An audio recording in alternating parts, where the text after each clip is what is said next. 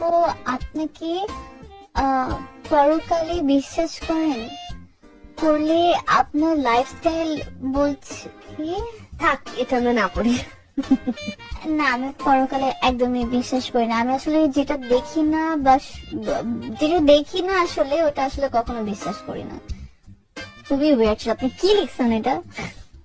আমি আসলে বৈশাখে বেশি খাওয়া দাওয়া করার পর একটু অন্য ভাবে চলে গেছি। নাস্তিকদের যুক্তিগুলো খুবই হালকা। ওরা স্রষ্টাকে মানতে চায় না, আল্লাহরে মানতে চায় না। এর কারণ ওরা বলে আনসিন ইজ নাথিং, যেটা দেখি না ওইটা মানি না। আজবিল্লাহ পড়বেন না? কিন্তু ওরা ওদের জীবনে অনেক কিছু দেখে না, ওরা মানে না। কথা কন। আচ্ছা, আপনি আপনার জীবনে সরাসরি চোখ দিয়ে আমেরিকা দেখছেন? কথা কয় না। তা আমেরিকা যে আছে মানেন না? যারা এখনো হজে যান নাই, যারা এখনো যান নাই, কাবাঘর নিজ চোখে সরাসরি দেখছেন? টিভিতে না, টিভিতে তো সবাই দেখছে। সরাসরি কাবাঘর দেখছেন? তো আপনি যে দেখেন নাই, আপনি সৌদি আরব যে আছে কাবাঘর যে আছে মানেন না? নাস্তিকরা বাতাস খালি চোখে দেখে না, দেখে, কিন্তু নাস্তিকরা বাতাস মানে না। Why do you believe on that? বাতাস মানুষ কেন? তোর দাদা তোর বাবা কোনোদিন বাতাস দেখছে? তুই তোর চোখ দিয়ে কোনোদিন বাতাস দেখেছিস? Do you see the air in the atmosphere? উত্তরে বলবেন no. So why do you believe on that? বাতাস বিশ্বাস করো কেন? Do you see the migraine pain when someone feel in his head? কেউ যখন মাথা ব্যথা অনুভব করে বলে যে আমার মাথাটায় প্রচন্ড ব্যথা, ওর যে মাথা ব্যথা দেখা যায়। কথা বলেন ভাইজানের মাথা ব্যথা প্রচন্ড দেখা যাচ্ছে?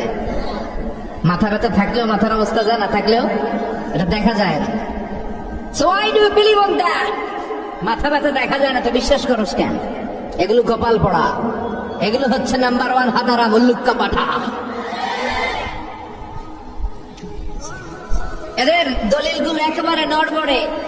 কুফানগরীতে এক নাস্তিক ছিল, সে বলে বেড়াতো আমি আল্লাহরে দেখি না তাই মানি না। কুফানগরীর লোকজন বলে আমাদের এক ইমাম আছে নাম নুআমান ইবনে সাবিত, ওনার সাথে বসলে তুমি আল্লাহরে দেখতে পাবা। সে বলে যাই, তাহলে তোমাদের ইমামকে ডাকো। সাইয়েদনা ইমাম আবু হানিফা টাইম দিলেন, এই জুমার দিন, আজকে জুমার দিন না, এই জুমার নামাজের পরে ঠিক ভর দুপুরে 2টায় সবাই আমরা একত্রিত হব। নাস্তিকও আসবে, সাইয়েদনা ইমাম আবু হানিফাও আসবে। জুমার সালাতের পরে লোকের বন্যা বয়ে গেল, বাঁধ ভাঙা জোয়ার, অনেক মানুষ।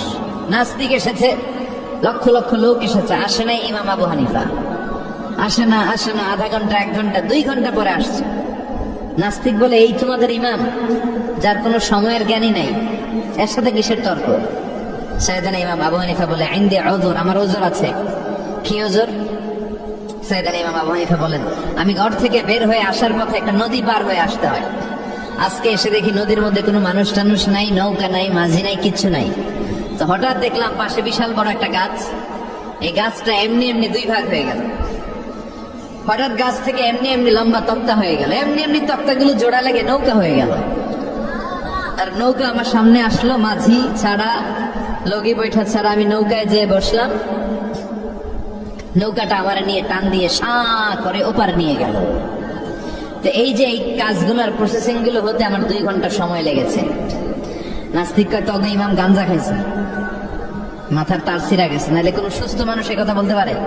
এমনি এমনি নাকি গাছ ভেঙে তক্তা হয়, এমনি এমনি নাকি তক্তা লাগে নৌকা হয়, এমনি এমনি নাকি মাঝি ছাড়া নৌকা চলে। সাইয়েদনা ইমাম আবু হানিফা বললেন এই তো আপনি লাইনে চলে আসছেন, আপনারে বোঝানো এখন আমার খুব সহজ হবে।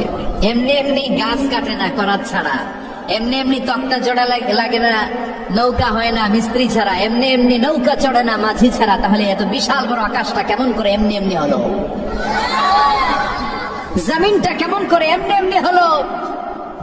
সাগর, মহাসাগর, পাহাড়, মরুভূমি কেমন করে এমনি এমনি হলো? এগুলোর একজন স্রষ্টা আছে না নাই? নাস্তিক কয় তাই তো, আসলেই তো আমি হাদারাম, আসলেই তো আমি উল্লুক্কা পাঠা। এইভাবে তো আমি কখনো ভেবে দেখি নাই, এইভাবে তো কখনো চিন্তা করি নাই। ও ইমাম, তুমি আমার ঘুমন্ত বিবেককে জাগিয়ে দিয়েছো, তুমি আমার চোখের সামনের পর্দাটা উঠিয়ে দিয়েছো, তুমি আমার দৃষ্টিভঙ্গিকে পরিবর্তন করে দিয়েছো। ও ইমাম, তুমি আমার চোখ খুলেছ, তুমি আমাকে হক চিনতে সাহায্য করেছো। আর দেরি করতে চাই না, আমারে পড়িয়ে দাও লা ইলাহা ইল্লাল্লাহু মুহাম্মাদুর রাসূলুল্লাহ। কালিমা পড়ে মুসলমান হয়ে